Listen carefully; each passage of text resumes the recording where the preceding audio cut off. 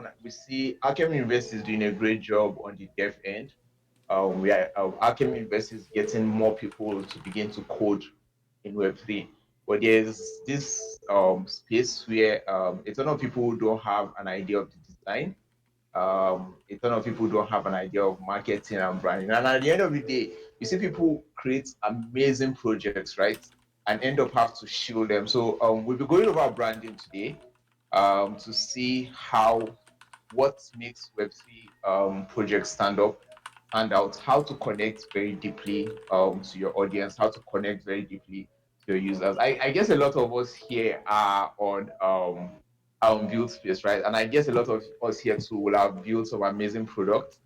Oh, okay. I think GGG is saying something. Oh, you're okay. You're okay. I'm just trying to get Craig Okay, Bear in here. yeah, Craig Beer. It would be nice to have Craig Beer. It would be really nice to have Craig Beer for the audio and the video too. Oh, Okay. okay, Looks like okay, GDG nice, is nice, recording for nice, us. Thank nice. you. All right, thank you, GDG. Yeah. So I'll go directly into my presentation, right? Yeah, let's see if you can screen share. All right. Let's see. Go live. Ooh. So can you see my screen? Yes, perfect. All right, awesome. So I titled this building branding for the blockchain, right? Building trust in a trustless Web3 world. One of the hardest issues we've had with Web3, I think at the early stages, one of the bigger issue was the code, right? We needed the code to do what it said it would. Over time, Ethereum, Bitcoin Foundation, everybody has been working to have better code. And with the advent of AI recently, I think we are going to the moon, right? Yeah. So very often we have the issue where a lot of people don't know how to build trust. They don't know how to communicate. They build amazing products and they don't know how to communicate the product value. So I'll just be going over branding very quickly to see where we are going. So who am I? My name Danjuma is my moniker, is my nickname. My name is Steven Urasomi. I'm a designer. So I started out as a designer, as a graphic designer. Then I moved into brand design and I created a ton of logos, a ton of colors, visual identities for like a long period of time before I realized that I needed to know strategy. So for the last 4 5 years, I've been working on brand design and brand strategy. For the fun fact, I'm a Star Wars fan. I'm a huge, huge, huge, huge Star Wars fan. I'm a Chelsea FC fan, Chelsea Football Club fan. Unfortunately, Chelsea has not been playing as well as they can. Yeah, so that's that about me. So very quickly into the outline. What branding is not, what branding is, what makes a good brand, brand strategy, brand positioning, and brand design. So this was the outline I was going to use um, for this workshop. But I'll be going over. There will be a slight variation because I've changed some things here over the past few weeks. So let's see what we have, right? So first of all, branding. I'd like to invite somebody to the stage with me. I don't know if anybody can request. I think Talon is here, but I'd like to invite someone else. I don't know if someone can raise their hands up. Request. Um, You wanted to invite somebody to the stage? okay, it's meant to have you on. So the reason why is I'll just ask Oh, what are Danjuma, I think that I might have lost your audio. One sec. can you hear me now? Emojis in the chat. Okay, try again. Emojis in the chat if you can hear me. Is Danjuma very soft for you guys? Or is it just me? I might need to leave and come back. Okay. Danjuma, your audio seems to be a lot softer now. Is there any way you can make yourself louder?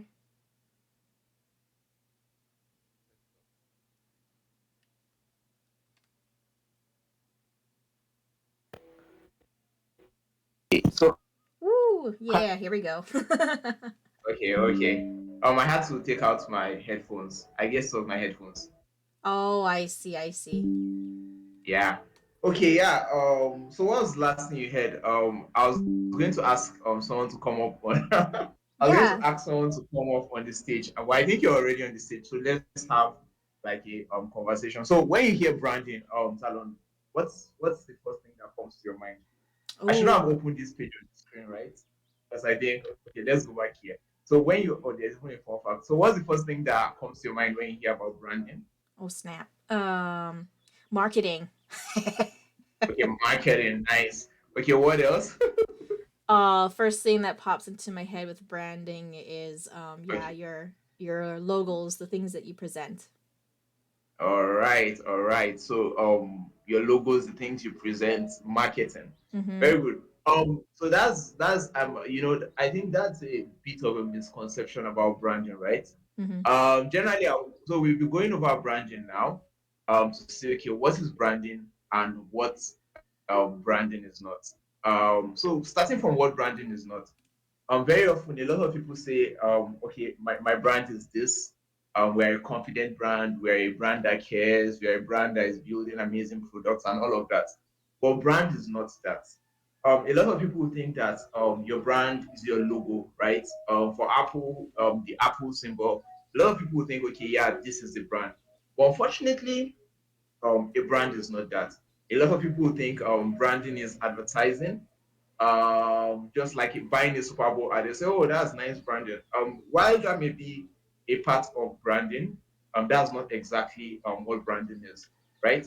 A lot of people say, "Okay, branding is your visual identity systems, colors, the typography you use, your logo, everything, the patterns you use, and everything, illustrations and the photography style." Those are not what make up branding. Branding is not your market leader, and branding is not like what you're telling your audience, what you're telling your users. Hey, hey, hey, look at me. This is what I am, right? Branding is not any of those things. So what the redacted is branding. This redacted is like an inside joke. I think we started it on I think on Monday. So what's the redacted? I think Talon said you cannot swear um on the chat. So yeah. Thank you. Uh, so so okay. So let's start with what branding is, right? Branding is what your customers, what your users, what your audience say it is, right? It is the promise you make to them. It is what your users say. So branding is when you've communicated, you've given off. So the third thing is it's the vibes you give off, right? So branding is when you've given off a vibe consistently and clearly enough, right, for consistency. So there are three C's to branding. There's consistency, there's coherence, and there's clarity, right? So you have to give off a vibe clearly, consistently, and in a coherent manner for your customers, your users, or audience to get and say that about you.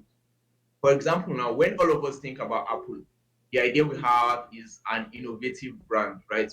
We have an innovative brand that is like breaking. I like to use Apple as an example because they've done their branding right? Compared to a lot of both mobile phone makers and even software makers, you see that Apple have created like their high tech, their user first. They create high quality technology. So those are the first things that we associate with Apple. Apple did not. It wasn't because Apple told us that hey, we are high tech. There's a ton of people that say hey, we are high tech. We are like high quality. But at the end of the day, it's not consistent. It's not coherent, or it's not clear enough. So we don't associate that with that. So we'll be going over how to build real connections with your users in Web3. So let's look at a definition of branding. So there's this very nice definition of branding by Martin Neumeyer. He's like the father of modern branding, right? He says that branding is the art of aligning what you want people to think about your company with what people actually do think about your company. Very often there's a dissonance where a company wants to communicate one thing that okay, this is who we are, this is what we do, this is what we stand for, and at the end of the day, what they are communicating, what their audience is getting is entirely different. So at the end of the day, a company, it affects sales, right? So branding is not about pushing sales. but it will affect sales in the long run because when you have a deep relationship with your users, you have great you can sell more. They can become what's called like evangelists for you. They begin to market your stuff for you. So let's go into branding now very, very deeply. So branding is made up of a few parts. So there is a brand strategy and there is the brand expression. The brand strategy is the hidden part, right? Um, you have to have a solid strategy before you can have the brand expression. So this was my issue. You know, I talked about how I got into branding and brand strategy. I think there was a client that met me at some point in time. I was like, hey, we need a logo. I was like, nice, nice, nice. And I just did a logo. The client liked it. I liked it. I was proud of it. And the client was very happy with it. I got paid. But over time, as I was learning, I learned that okay, no, you have to know the users, you have to consider the users, you have to consider some things like who is the user, what does the company want to communicate. Those are what we inform. Because I was a self-taught designer, so I now learned okay, yeah. So when I have branding clients, then I'll now say okay, yeah, let's do a little strategy. I want to know who your users are. I want to know what are the values you stand for. Then I'll try and capture all of those in the logo. And I did that for a while, and it was really good. And my clients were really happy. I was happy. Over time, I now learned that hey, there's a lot more to branding. So the challenge with branding sometimes is that when people start branding, the idea they have is oh, let's do a logo, let's do like the visual identity. But you see that it's like a tree, right? Or an iceberg. For an iceberg, like 90% of it is underwater. You can only see like 10% or 20% thereabouts, right? So if you don't have a solid brand strategy, the visible part to it will be a bit dissonant. There will be a dissonance between what is hidden and what is visible. So there's the internal brand, your internal brand. So what makes up brand strategy? You have to clarify your internal brand. You have to clarify your brand positioning. You have to clarify your brand character. So for your internal brand, you want to know the values. What do you stand for as a brand? Honesty, clarity. Are you customer first? Right. What's how do you want the users? How do you want your audience to feel? How do you want your users to feel after they've interacted with your product? You want them to feel free. You want them to feel empowered. You want them to feel enabled. So those are the things you want to know. Then your mission is like what you want to do like in it. So your mission can be that you want to empower users, right, to access DeFi like decentralized finance solutions really easily, right? That can be your mission. This is a very crafted mission for now, but I'm just saying it's like um yeah, there are processes to like discover your mission and to find it, right? Your vision is more long term. It's like okay, in utopia, like in a perfect future, what do you want what do you want the vision to look like? Then there's the purpose.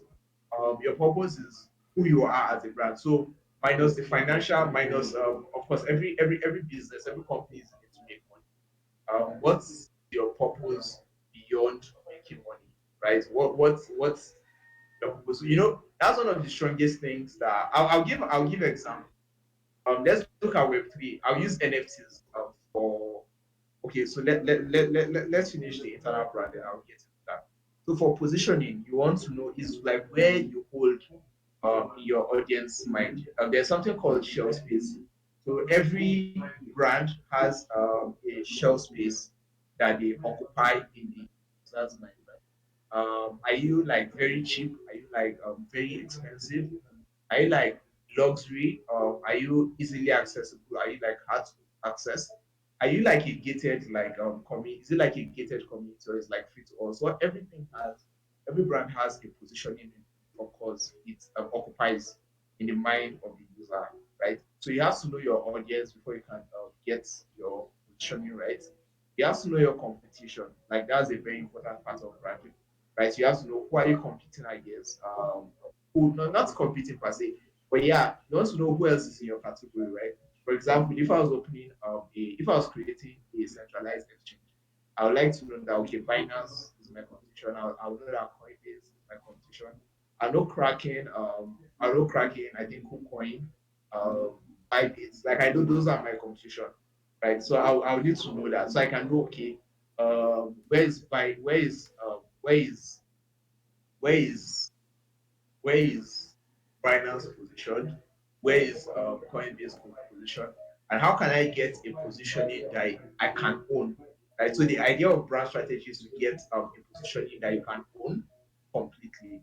Then next thing is differentiation. You want to know, okay, like what is different about you, what sets you apart? Because okay, I don't have that graphic here. I should have had it, but there's this graphic of I should have had it. Describe it is harder. So imagine a room where everybody is like wearing a white shirt and someone walks in with a red shirt. Like that's differentiation, right? Or where most people are wearing blue and red, blue and green, and someone walks in with a red shirt. That person stands out immediately. So you're trying to say, okay, how do you differentiate yourself from your competitor? So all of these things helps you earn a positioning a brand strategy. Then the next thing is your character, right? And the archetype. Your character is who is it's who you are. So one of the nicest things that branding does is you begin to embody human characteristics. For example, I'll give an example. Okay, we'll get into that in a moment. So yeah, so you have to embody a kind of personality, and there are archetypes, right? Are you so for archetypes? Some of the popular archetypes, there's ruler, there is nurturer, there's caregiver, right? There is jester. There are different archetypes that have brands. There are 12 archetypes. So brands will want to occupy one of these 12. So when you have all of this, right? When you have your internal brand set, when you have your positioning set, when you have your character set, that's when you can begin to develop your verbal identity and your visual identity. For your verbal identity to compose is made up of things like your tagline, made up of things like your brand promise, it's made up of things like your voice and tone, it's made up of things like your messaging and your storytelling.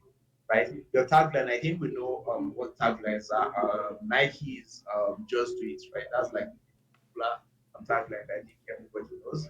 The promise is like, what does the brand promise? I think Nike promises athletes that they are going to make like high quality goods and materials to help athletes compete at the top of their game. So that's like the promise that Nike gives, and they try to, and I think they've lived up to your tone and voice. So yeah, is your brand nice? Is it jovial? Is it quirky? Is it formal? Is it how informal is it? Right. So for your voice, you have a voice. Like everybody here knows my voice. For like I've been speaking with a particular voice. For your tone changes. Let me check the chat to see it. So your tone changes depending on who you're speaking. So you have a one voice, but your tone changes depending on who you're speaking. So those are some of the things that you need to clarify with your brand, right? Yeah. So after that, there's visual identity. That's where you now start to develop your logo, your color, your typography, and all of that. Then what makes a good brand? You need a good personality. You need good messaging. You need a great visual identity. I need great positioning. So all of these things work together to make a good brand. So let's move into the meat of the matter. So branding for Web3, right? For Web3, there have been challenges. For example, the unfortunately the loudest voices in Web3 are voices that are promoting pump and dump schemes and all of this sort of stuff. But I see builders build really amazing stuff, right? Um, but they build amazing products where the technology is great, but they don't have a framework to communicate it to their audience. So we'll be going over because we'll be going over what branding is for Web3 and how to stand out, right? So first of all, for your brand worthy, you want to develop your core values, right? You want to know, okay, what do you stand for, and why do you stand for what you stand for, right? Because when you don't have, when you have your core values, you can know that okay, um, this is what you're trying to communicate. This is why you're trying to communicate it, and this is why your this is why your audience should care. Right. For example, I'll give the core values of Coca-Cola.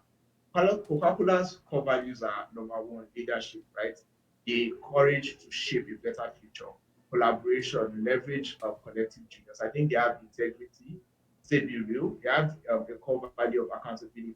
Say if it is up to me, it should if it is to be, it should be up to me. They have a core value of passion and they have a core value of diversity and quality. And you see that in their brand, in all of their communications, right? You see a touch of quality, you see diversity, you see passion, right? You see integrity, you see a sense of collaboration. So those are the things that they try to communicate to their brand, and those are the same things. It comes that it translates to Web3 brands, right?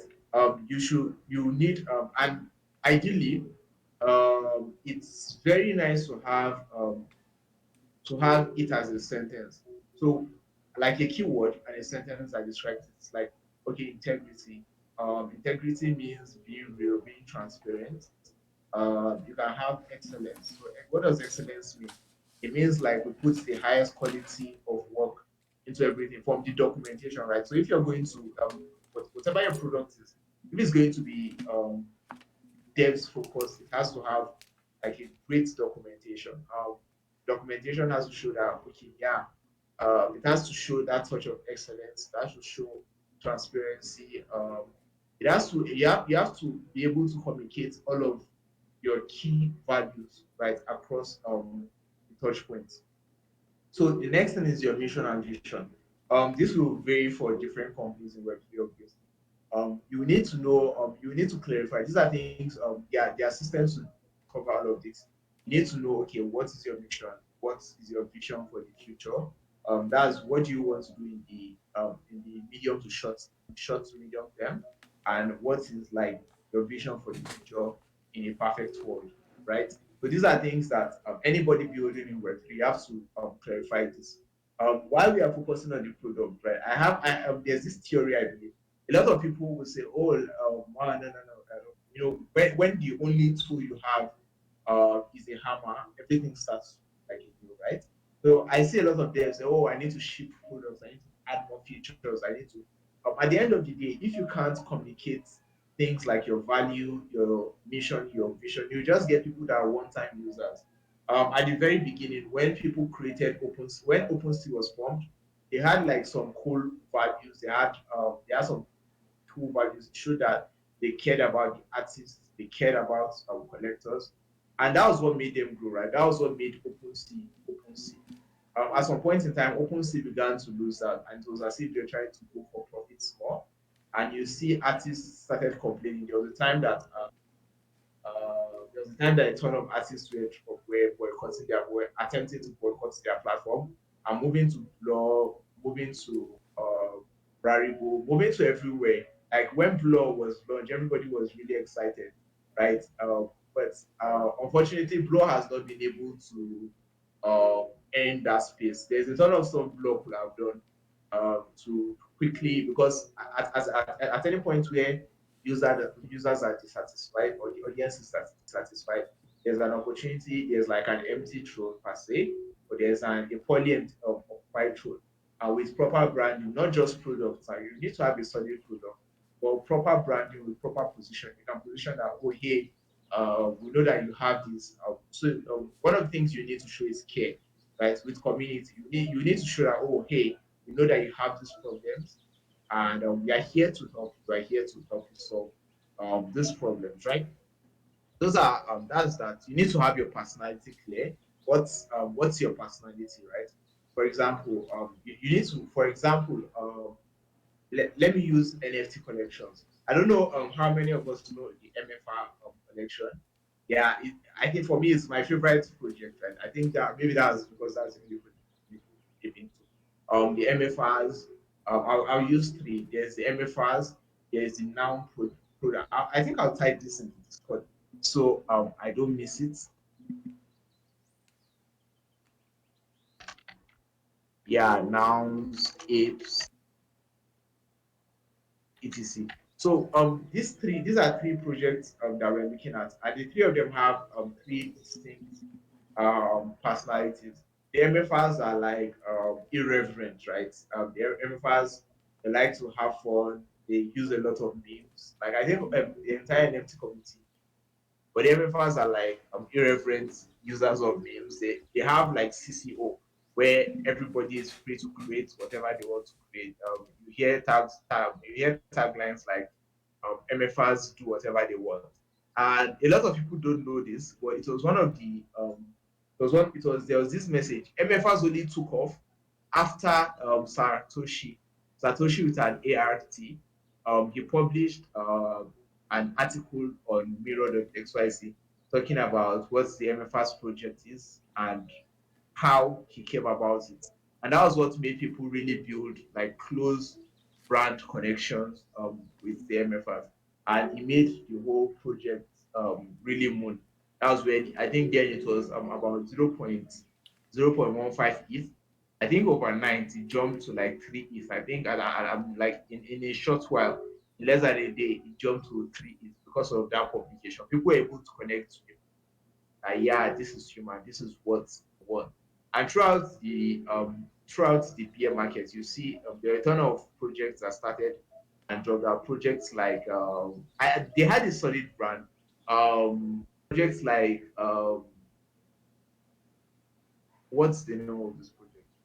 Uh, okay, like the goblins, right? Yeah, Goblin Town and everything. Projects like the goblins, they had a solid brand, and you saw they rode on their brand. Everything from the art to their communications to the language that was being like everything held a single brand, and everybody was able to connect that. Oh, this is what I'm getting into, right? So Web3 projects can emulate that. So those are solid aspects that make a Web3 project um, solid and different from another.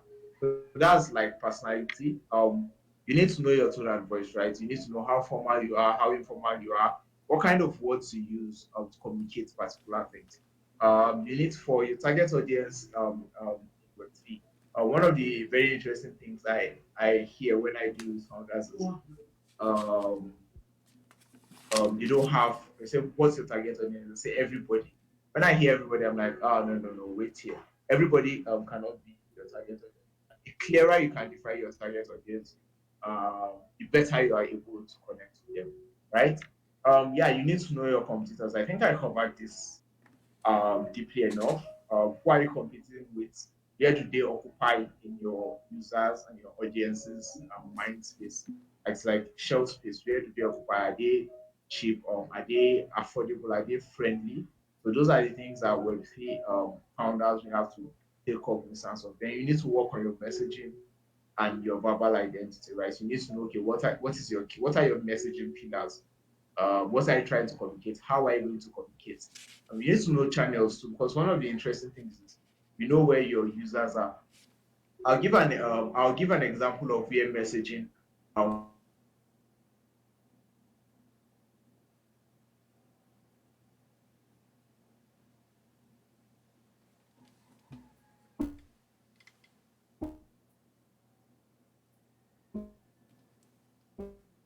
Danjuma, I think that there might be something with your audio, or it could be me. I'm not sure.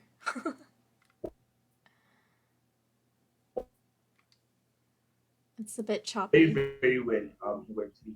To break in the oh, can you hear me now? Can you hear me better? Yes, Sorry. yes, yes. Okay, Could okay, you awesome. could you re um where we I, left off? I yeah, okay, I'll come over. I'll go over again.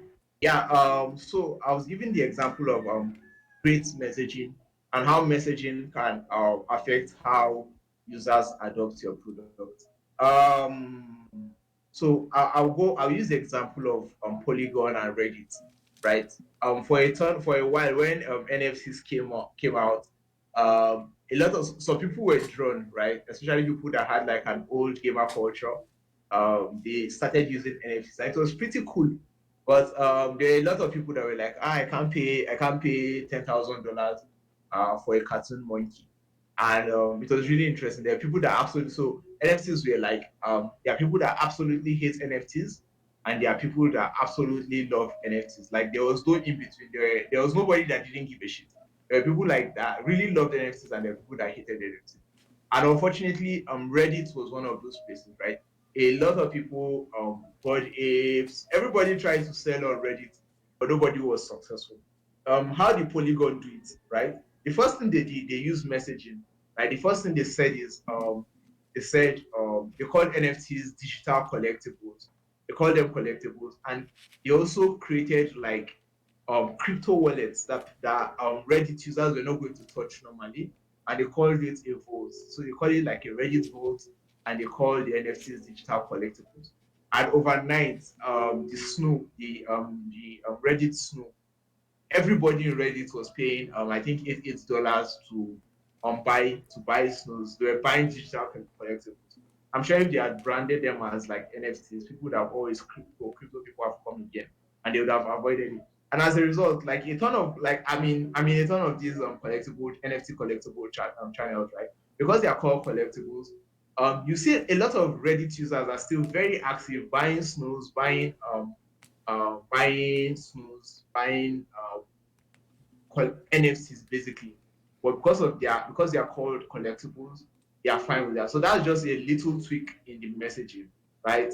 Those snooze went for really high prices at some point in time, right? I'm saying all of this because I'm trying to go away from the pricing, because I don't think it's all about money here, but it's about, okay, are you able to communicate the value? Are people able to connect with you as deeply as they can? So because of just the change of terminologies, Reddit users were buying, artists were buying snows, were buying collectibles that were NFTs, and artists were making a ton of money, right? Artists were respected, and you see people that were buying snows because the art was actually really great. So that was one of the things that got lost in the NFT community on Twitter, when people were trying to just speculate, buy, pump, dump, and dump. So people were no longer buying art for the art because it was NFTs branding at that point on Twitter. It's like, hey, this is something you can quickly buy and flip onto the next to the soccer. Like so it looked as if everybody was trying to flip the NFTs. So people were not buying NFTs. Like so, branding was what caused was what informed like the rise and the fall of NFTs. Not the fall per se of NFTs on Twitter. Initially, the brand was like people were buying. That's 2017. People were buying punks, people were buying the cats, people were buying a lot of stuff then because they just look cool, and it was really cool to put digital collectibles on the blockchain, right? By 2021, people were selling NFTs for astronomical amount, and people started shifting. You see, people started shifting to roadmaps, so that was the branch. But by the time people were not delivering on the roadmaps, roadmaps had a poor brand. People were just now looking for what to flip onto the next person. So branding is with branding, you're able to know, okay, this is who you are, this is what you stand for, and you're able to communicate it very clearly to your users. And it's very easy in the NFT space. And that's why you see that the stronger brands, you see the discourse will be bubbling. You see the discourse will be bubbling. You see everybody is talking about it. Really, everybody that is in the Discord is talking about it. So the key for branding is, okay.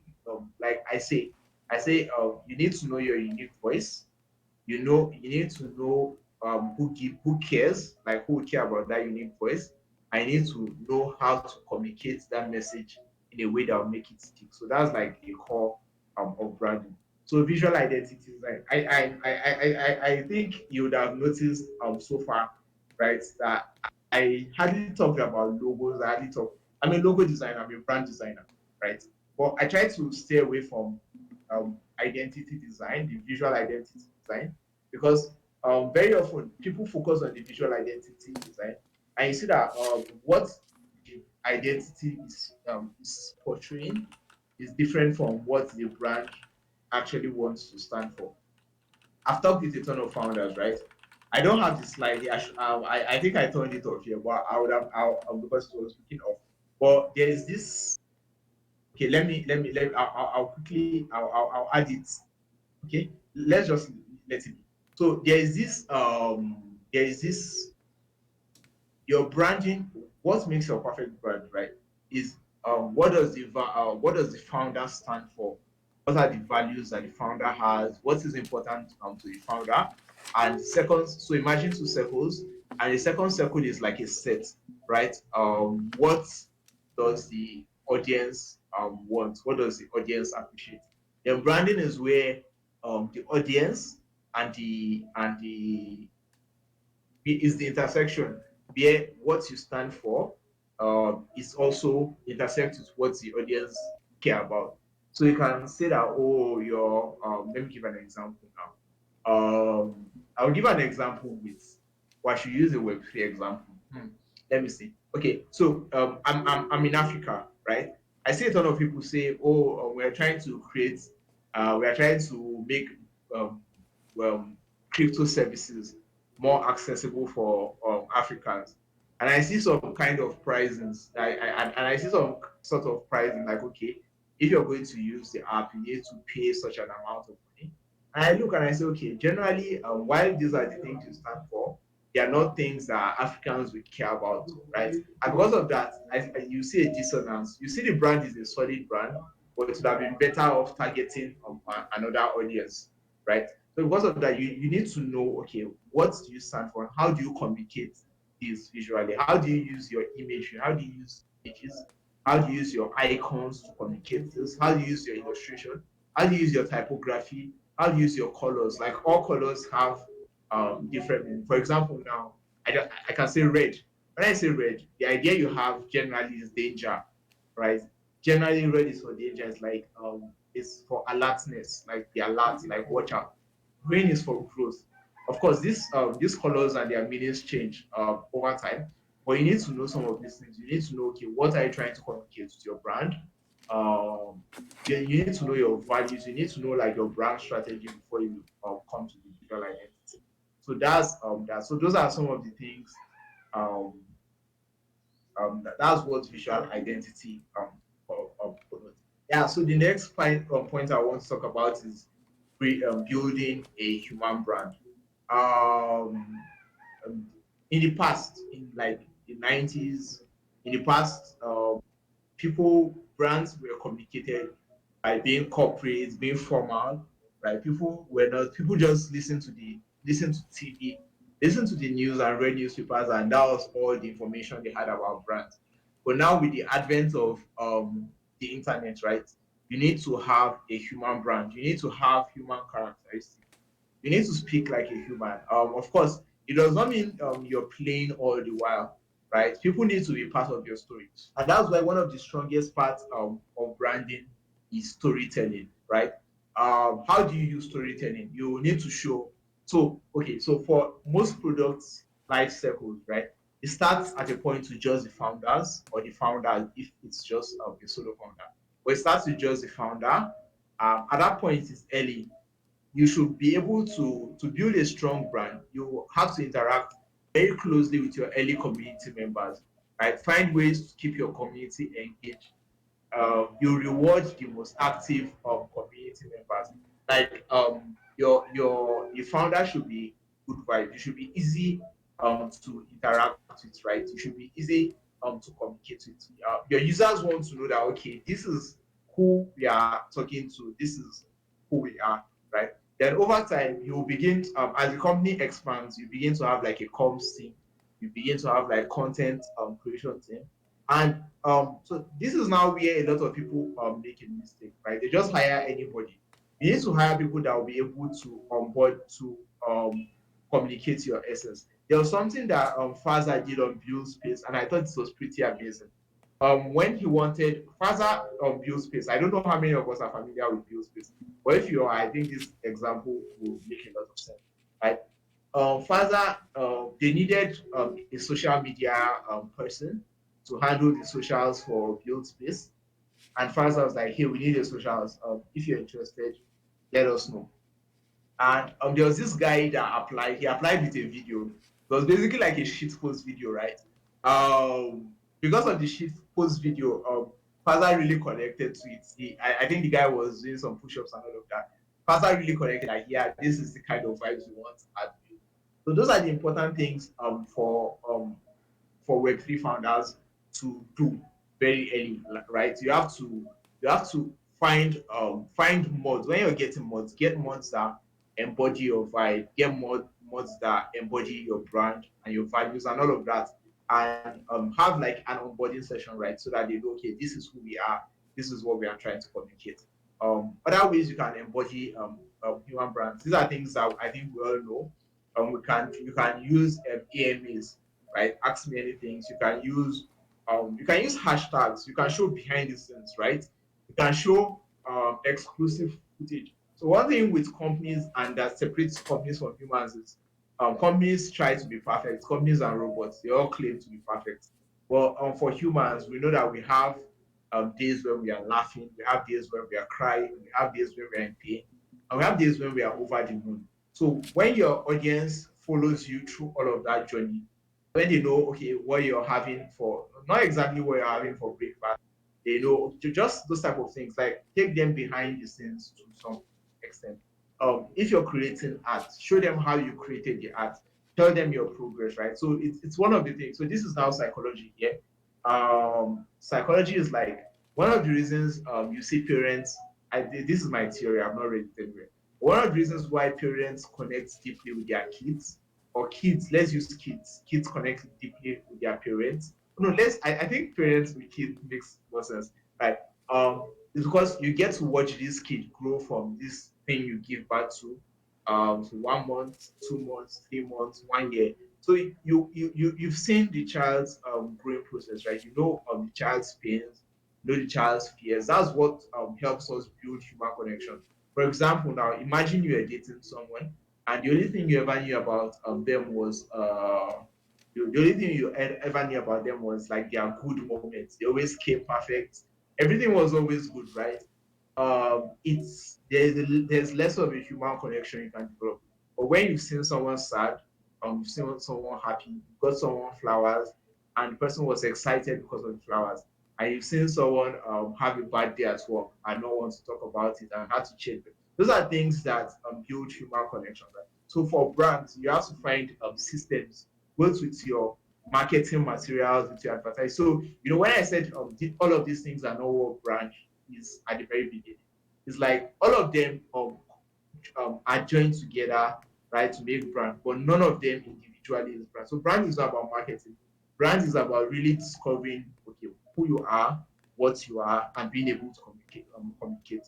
Right? You can align with a cause. You can align with a cause you really believe in. Right? You can create content, like content. So you can, yeah. So one other thing I was going to say, you can encourage user generated content, right? So encourage your users to find systems to get your users to create, if whether it's memes, to actually create things that will strengthen your brand both outside and inside. So that's both within your community and outside of your community. So for influencers, that's one of the key things too. And with Web3, there are like a ton of influencers, right? And most of these influencers have personal brands. So when you're trying to connect with influencers, try and connect with influencers that embody your brand. So you don't just, oh, this influencer has like 1 million followers, and oh, okay, let me use Bitboy. If I say Bitboy has like millions of views on his YouTube, and Bitboy should push my stuff. No, if you find people, even if it's and at the end of the day, practically I found this out with Web2 and retail. Micro influencers help you connect more. Those are like smaller influencers that have like little pockets of followers and audience. So it's more productive to deal with them like that with the mega influencers. You get more loyal brand followers. You get a more um, loyal audience, I guess. So yeah, let me see if so the next thing after building a human brand authenticity. I think I've spoken about that. Okay, so let me give an example. So imagine a guy. Okay, let me see. So imagine a guy that is on a Harley Davidson bike. I think we all know Harleys. If a guy is on a Harley Davidson bike and he's wearing let's say he has blonde hair, and he's wearing a pink shirt, like a pink sleeveless shirt, and he's wearing a pink trousers, right, and a pink flip flops or pink Crocs, for example, and he's speeding on a Harley Davidson. While that can create a strong image, it is a bit dissonant, right? It is not as authentic as you would expect, because you see something here, you it's not it's generally not authentic with what you expect, right? So brand authenticity is when your messaging and your identity and everything of your brand is like consistent, coherent, and clear. If we are going to take anything out of this, let's remember consistency, clarity, and coherence, right? Those are the three things that make a solid brand. So brand management is creating a system. So I believe like one of the key things I say is everything can be measured, right? For a solid brand, you need to measure. So when you have your values, when you have ways to communicate your messaging. So you have to measure. You have to say, okay, is this working or is this not? If it's working, let's double down on it. If it's not working, let's fine tune it or let's change, let's pivot it. So that's what brand management is about. If we are going to take any, I think this is the final slide. I don't know how clear this is, but this is one of the very interesting slides I've seen. I think this is from I don't know where I got this, but this is a very I have it in my calendar. Actually pretty nice, and it captures everything that branding is. So marketing says this is a guy and a lady here. So marketing says, "Hey, I'm a great lover," right? Telemarketing says, "Hello," that's the lady here, "Hello," and the guy is, "I'm a great lover." So public relations is another lady telling the ladies like, trust me, he's a great lover. So public relation often is sponsored, but it's like somebody telling.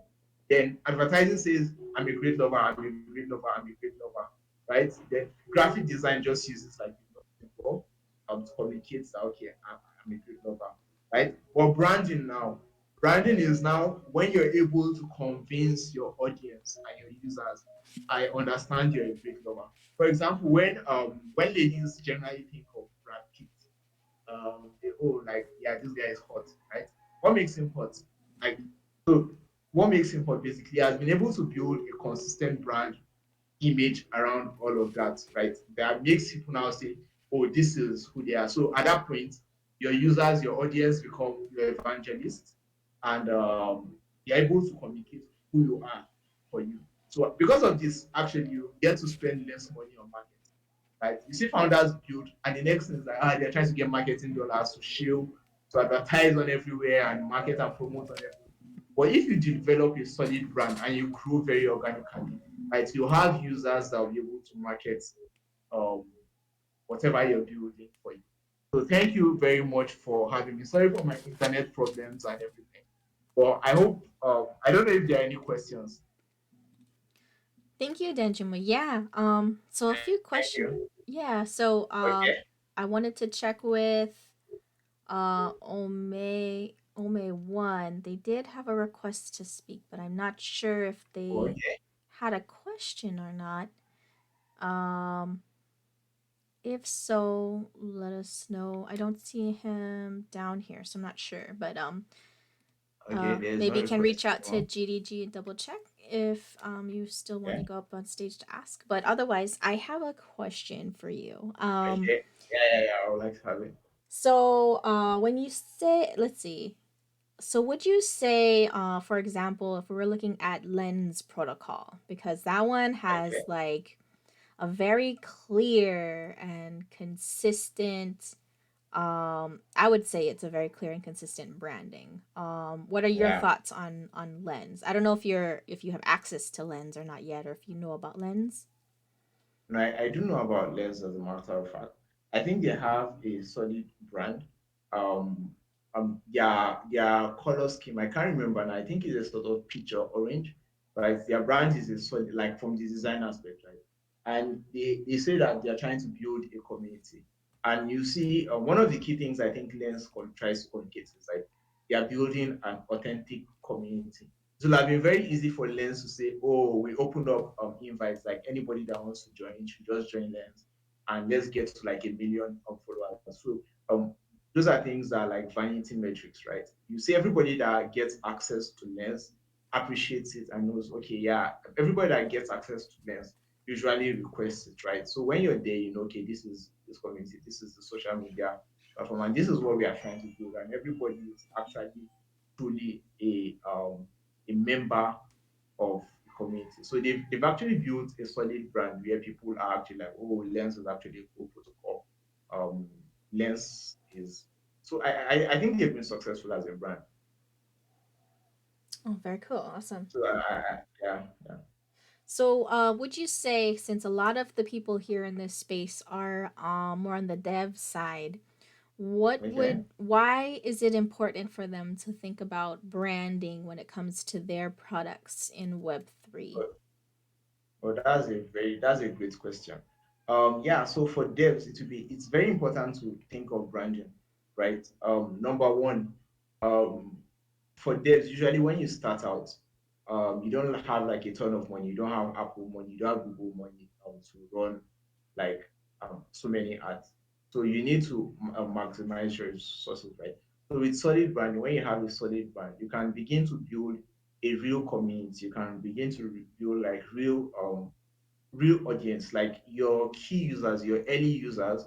You can get them to not just be users of your product because it is a great product, but you know when the product is really great and the vibes are really nice, you develop a stronger connection. And because of that, you get to spend less money on ads, you get to spend less money on marketing.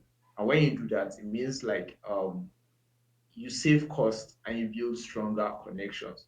And it also helps your product development. So when you know this is what you stand for, you know, okay, we are not building this, we are not doing this because this is not what it stands for. This actually is going to detract from our brand, right? So it helps you know what you're building. You have like a North Star, know what you're building towards, and it just helps your communication. It makes like things a ton easier for you. Thank you. Yeah. So would you say that you have to like would you say that branding is very much during the building process, or would it be something that happens Yeah. after product? Okay, yeah. So this is a very, is a very, it's a very, it's a very, it's a great question because this is where a ton of brand designers, brand strategists, branding professionals they differ, right? Some people believe that okay, is when you have a product before you start branding. Some other people say it's okay when you're starting out. I actually belong to the school of thought that says when you're starting out, you develop a brand. But at that point, the important thing is to develop what I would define as a dynamic brand. So one of the key things, one of my favorite startup books I read was The Lean Startup. I read it like every year. The Lean Startup by Eric Rice. It talks about build, measure, learn. Right, you get your MVP out, measure from it, learn, and pivot up or persevere if necessary. But the key things is like you need to know your values. You need to know what you stand for. Like develop your internal brand. Of course, you don't have to have everything set in your external brand before launch, right? But when you have that, it's easy to just make little concessions. So it's easy to develop or change your brand. You can add little things when when you have so just create a dynamic brand, create an identity that can easily that can change a bit or change like make little segues without losing your value. Awesome. So for Yeah. those that are in the DevRel space right now, would you say they're more on like the public relations side, or Yeah, is everything that they're doing though should be associated with branding itself? yeah, everything they should be doing should be associated with brand. Everything on the DevRel side should be associated with branding, right? For the DevRel, so that's why for DevRel guys, one of the things you need to do is to develop a solid brand. Like just know who you are and communicate that regularly and clearly enough.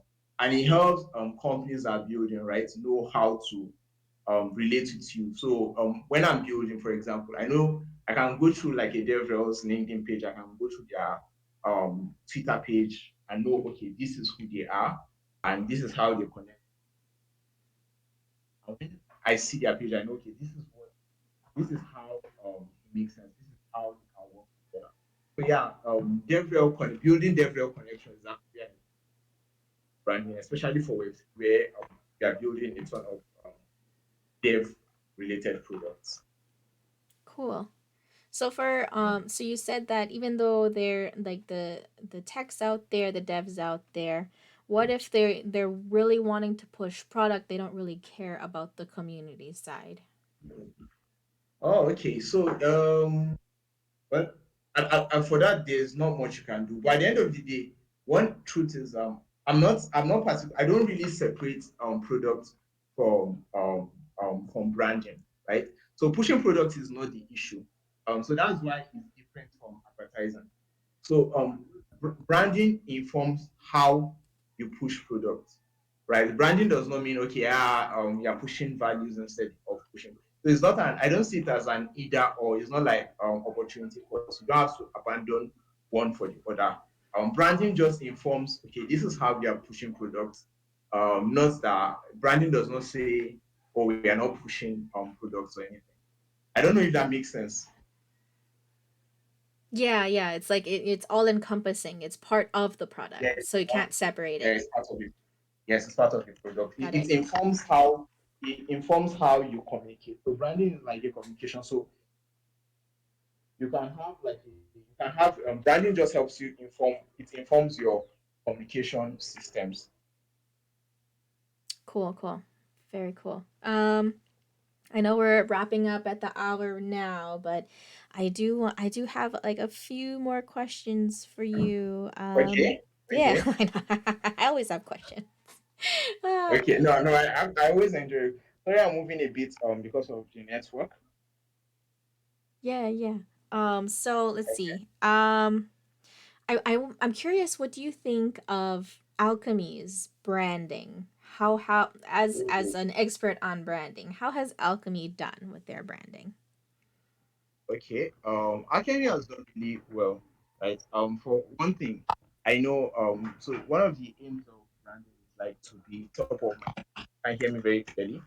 One of the points of branding, right, is to be top of mind with your with your users. At the end of the day, there are three parts. There are not three.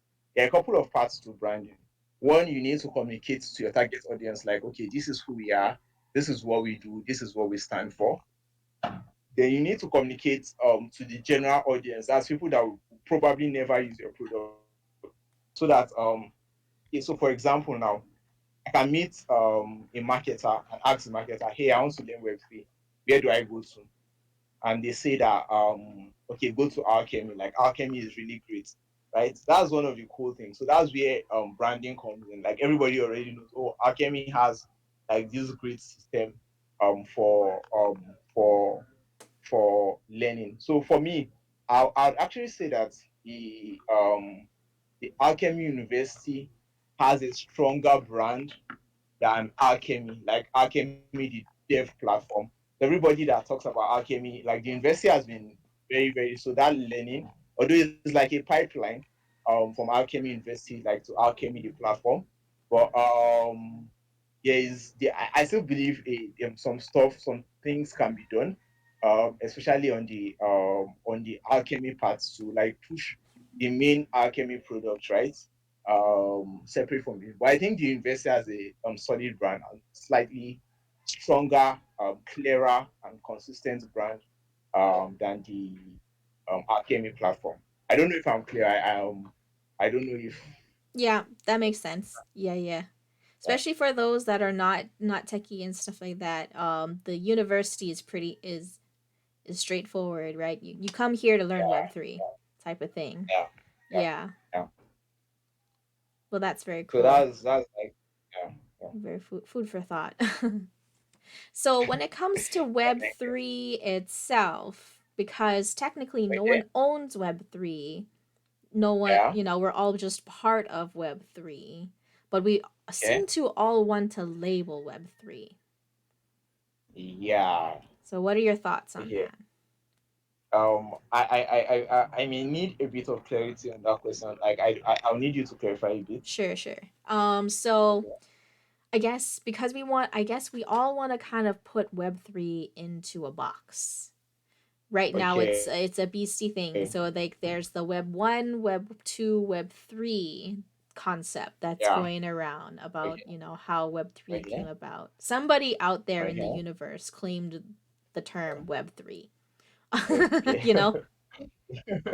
And Yeah. so far Yeah. I think that this Web 3 has been shaping the users. I don't know, blockchain is probably the one of the biggest reasons why Web 3 is, if not the reason why Web 3 is Yeah. being Yeah. It's the shaped right reason. now. um Yeah.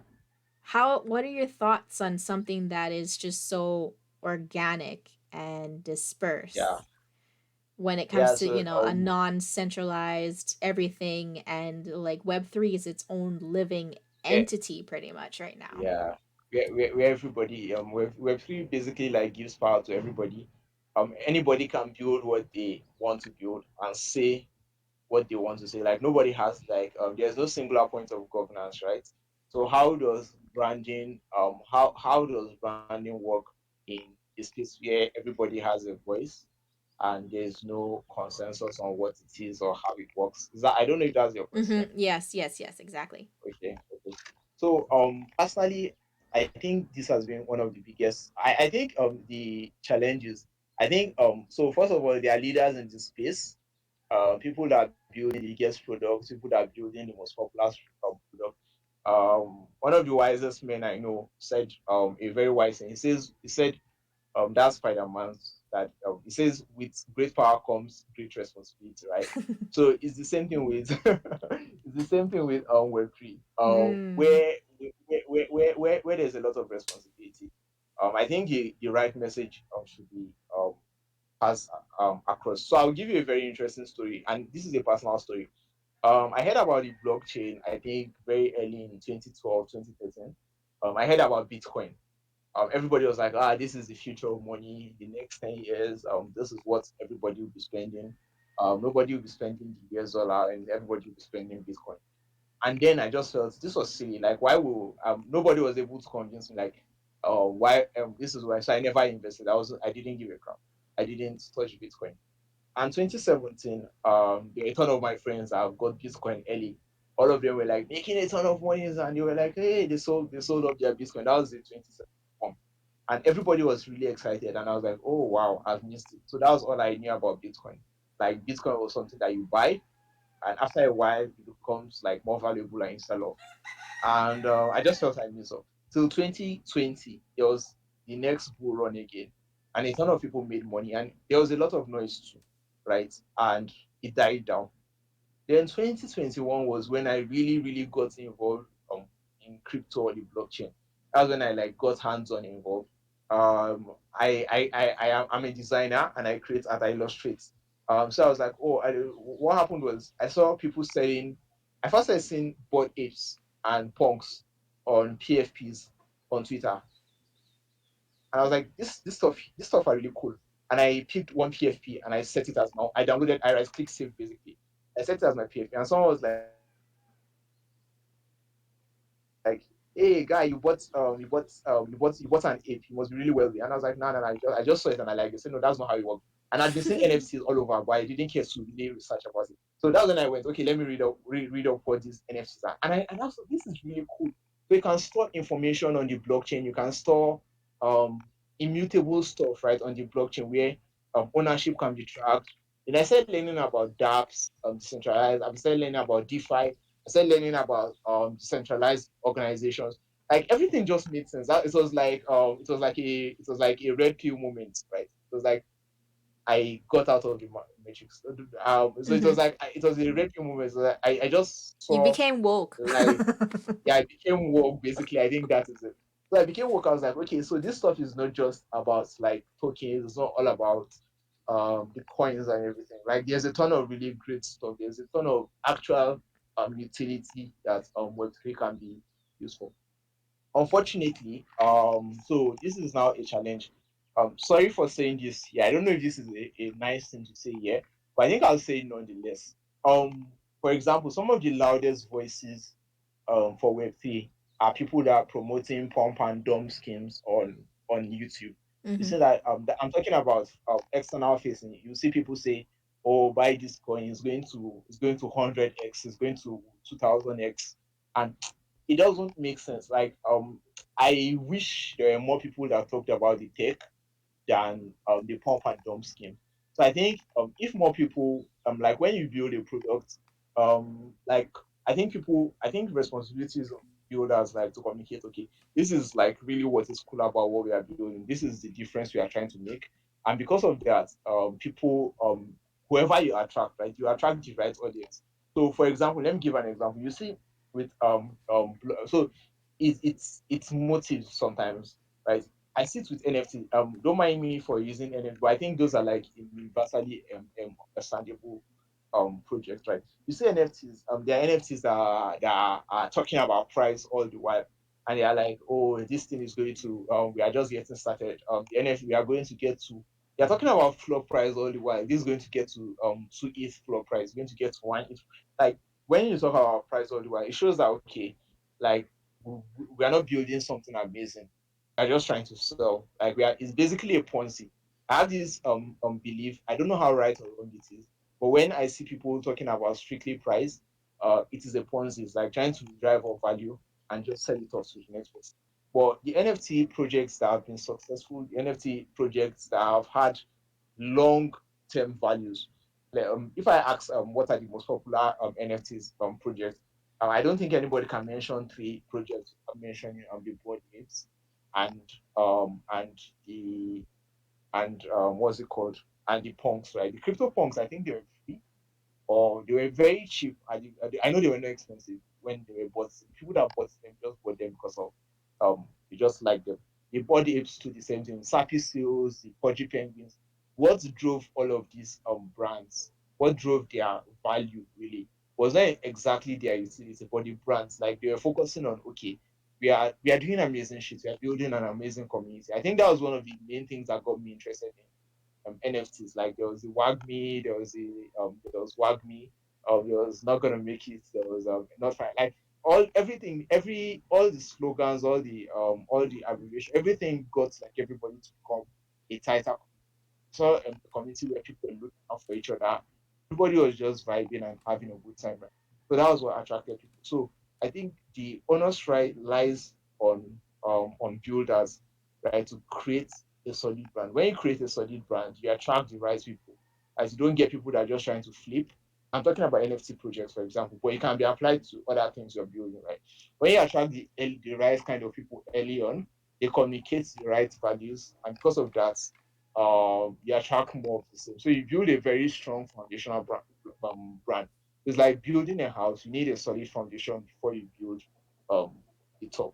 So I think the responsibility. So to answer your question in a TLDR manner, it's like the responsibility lies on everybody that is building. So that's why it's really important for us, as builders, like new builders and builders generally, to communicate, to really so it's only when you know your brand that you can communicate it. So we need to know, okay, why are we in Web3?